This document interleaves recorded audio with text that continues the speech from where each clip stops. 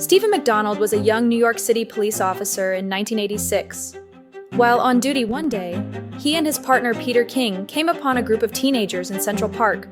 The teens immediately ran when they saw the policeman, who then pursued them. Stephen caught up with 3 of the boys. Little did he know his life was about to change forever. His partner Peter King, who had split off to follow the other boys, suddenly heard 3 gunshots. When he found his partner Stephen McDonald, blood was pouring out of his neck. Stephen was rushed to the hospital where doctors performed life-saving surgery. He wasn't expected to make it through the next 48 hours, but miraculously he did. However, one of the bullets had severed Stephen's spinal cord. He was paralyzed from the neck down. The entire incident was devastating to Stephen and his family. His wife was 3 months pregnant with their first child. He would be confined to a wheelchair for the rest of his life, and on top of that, he could only breathe through a tracheotomy tube. How would he be a father to his newborn child? How could he be there for his wife when he wouldn't even be able to take care of himself?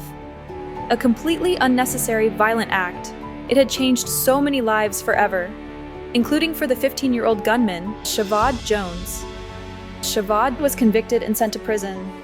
He had been raised in the projects in Harlem and, as Officer Stephen later put it, likely had a negative view of the police. But one day, Shavod received a surprising letter while in prison. It was from Stephen McDonald, the man he had nearly killed. Not long before Stephen reached out to Shavod, his family had held a press conference, and Stephen's wife, Patty Ann, announced for him that he had forgiven his attacker. The announcement came soon after Patty Ann had given birth to their son. Stephen knew he would never be able to play ball with his boy. He would never be able to throw his kid up in the air and catch him, or chase him through the yard. Anger and bitterness overwhelmed Stephen, so much that it affected how he was able to express his love for his wife and his son. It was too much. It was destroying him on the inside. He couldn't let what had happened to him ruin his life. He had to let go of it.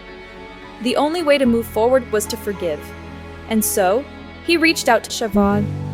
After sending many letters to Shavod in prison, Shavod finally wrote back, and the two began a long-distance conversation. Then, one night, Shavod called Stephen and Patty Ann. Shavod apologized for the act he had committed that had caused such pain in their lives.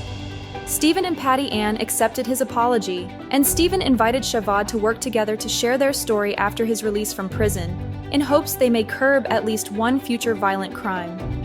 Unfortunately, they never got the chance, as Shavod died in a traffic accident soon after being released. Stephen, however, went on to be a public speaker, telling his story to captivated audiences and sharing why exactly he chose to forgive. In an interview with Johann Christoph Arnold, he said, "I forgave Shavod because I believe the only thing worse than receiving a bullet in my spine would have been to nurture revenge in my heart. Such an attitude would have extended my injury to my soul, hurting my wife, son, and others even more."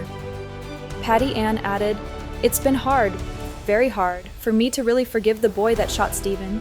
But I learned long ago that in order for us to get along as a couple, I had to let go of my anger.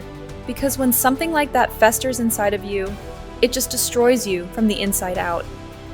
Stephen McDonald passed away in 2017, but his legacy of how he chose forgiveness will live on forever.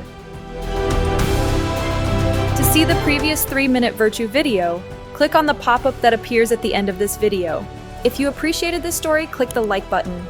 It helps YouTube promote Stephen's story to other viewers.